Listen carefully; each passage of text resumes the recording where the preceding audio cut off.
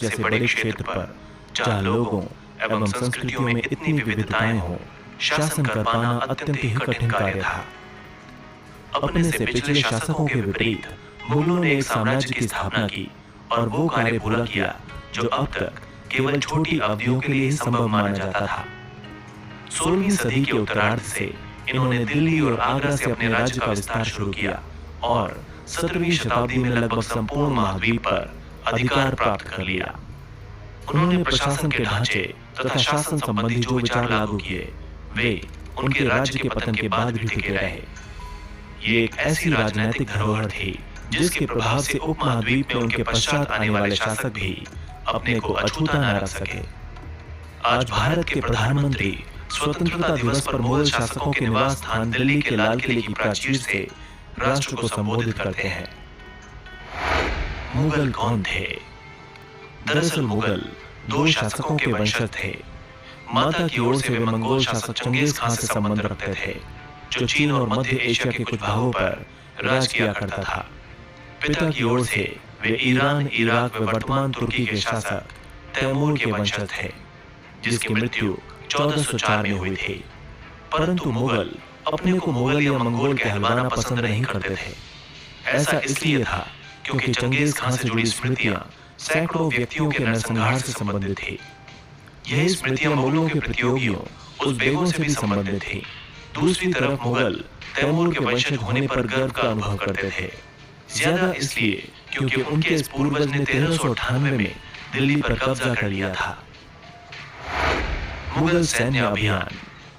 प्रथम मुगल शासक बाबर ने जब 1494 में फरगना राज्य का उत्तराधिकार प्राप्त किया तो उसकी उम्र केवल 12 वर्ष थी। मंगोलों की दूसरी शाखा उज़्बेकों के आक्रमण के कारण उसे अपनी पैतृक गद्दी छोड़नी पड़ी थी।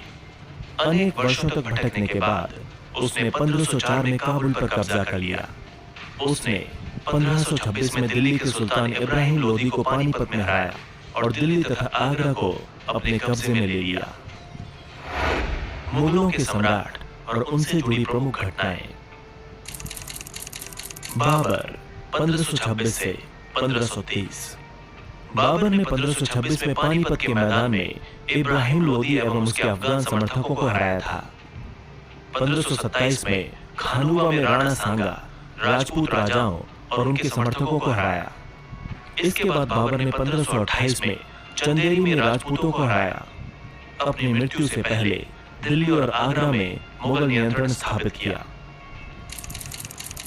हुमायूं 1530 से 1540 एवं 1555 से 1556।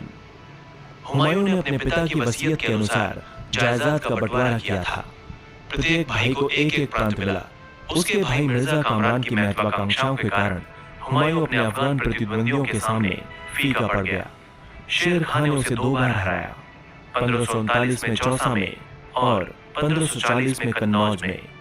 इन पराजयों ने उसे ईरान की ओर भागने को मजबूर कर दिया। ईरान में हुमायूं ने सफावी शाह की मदद ली।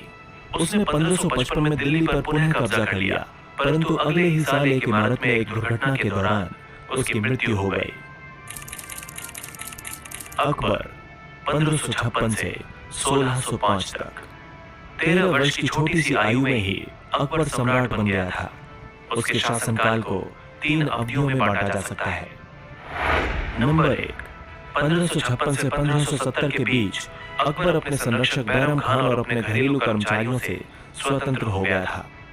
उसने सूरी और अन्य अफगानों, निकटवर्ती राज्यों मालवा और गोंडवाना तथा अपने सौतेले भाई मिर्जा हाकिम और उज़्बेकों के विद्रोहों को दबाने के लिए कई सैन्य अभियान चलाए। उसने साल 1568 में सिसोदियों की राजधानी चित्तौड़ और 1569 में रणथंभौर पर कब्जा कर लिया था। नंबर 2, अकबर ने 1570 और 1585 के बीच गुजरात के विरुद्ध सैनिक अभियान चलाए। इन अभियानों के पश्चात उसने पूर्व में बिहार, बंगाल और उड़ीसा में अभियान चलाए, जिन्हें 1579-80 में मिर्जा हाकिम के पक्ष में हुए विद्रोह ने और जटिल कर दिया।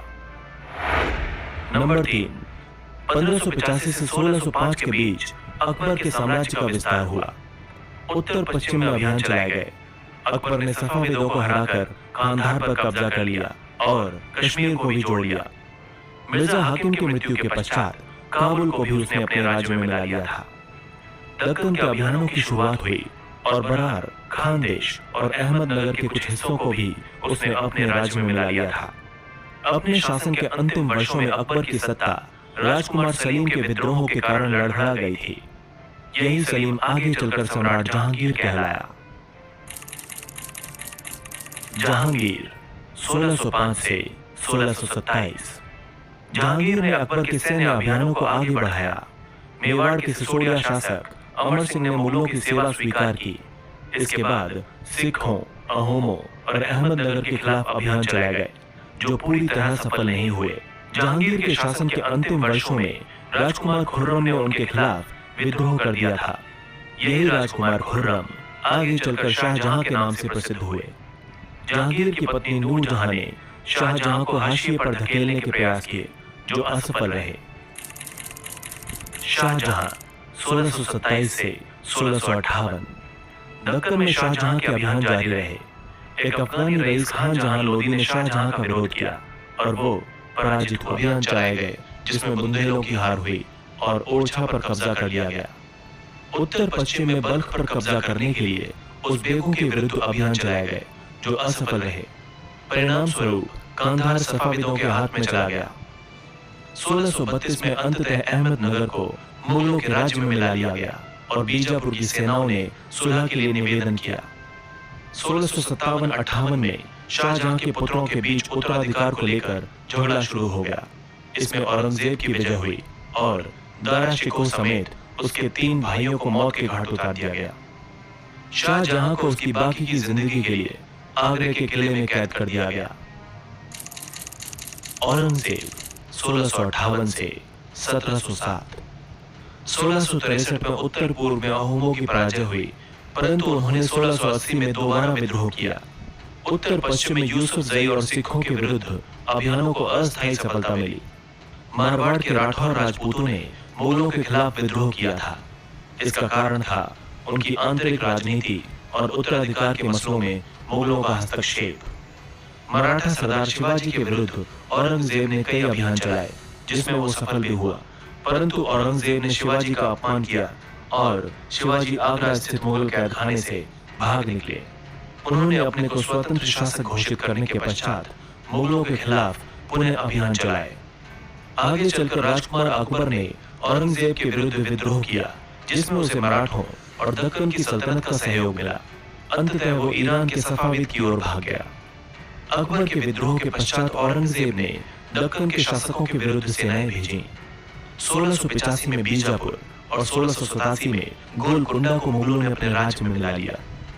1698 में औरंगजेब ने दक्कन में मराठों के विरुद्ध अभियान का प्रबंध स्वयं किया था। उस समय मराठे छापामार पद्धति का उपयोग कर रहे थे। औरंगजेब को उत्तर भारत में सिखों, जाटों और सतनामियों, उत्तर पूर्व में अहोमों और दक्कन में मराठों के विद्रोहों का सामना करना पड़ा। उसकी मृत्यु के पश्चात उत्तराधिकार के लिए युद्ध शुरू हो गए। उत्तराधिकार की मुगल परंपराएं। मुगल ज्येष्ठाधिकार के नियम में विश्वास नहीं करते थे, जिसमें ज्येष्ठ पुत्र यानी बड़ा बेटा अपने पिता के राज्य का उत्तराधिकारी होता था। इसके विपरीत उत्तराधिकार में वे सैदायाद की मुगल और तैमूर वंशों की प्रथा को अपनाते थे, जिसमें उत्तराधिकार का विभाजन समस्त पुत्रों में कर दिया जाता था। मुगलों के अन्य शासकों के साथ संबंध। मुगलों ने उन शासकों के विरुद्ध लगातार अभियान चलाए जिन्होंने उनकी सत्ता को स्वीकार करने से इनकार कर दिया था। जब मुगल शक्तिशाली हो गए तो कई अन्य शासकों ने स्वेच्छा से उनकी सत्ता को स्वीकार कर लिया था। राजपूत इसका एक अच्छा उदाहरण है। अनेक राजाओं ने मुगल घराने में अपनी पुत्रियों के विवाह करके उच्च पदों को प्राप्त किया था, परंतु कईयों ने इसका विरोध भी किया। मेवाड़ के सिसोदिया राजपूत लंबे समय तक मुगलों की सत्ता को स्वीकार करने से इनकार करते रहे, परंतु जब वे हारे तो मुगलों ने उनके साथ सम्माननीय व्यवहार किया और उन्हें उनकी जागीरें यानी वतन जागीर के रूप में वापस कर दी।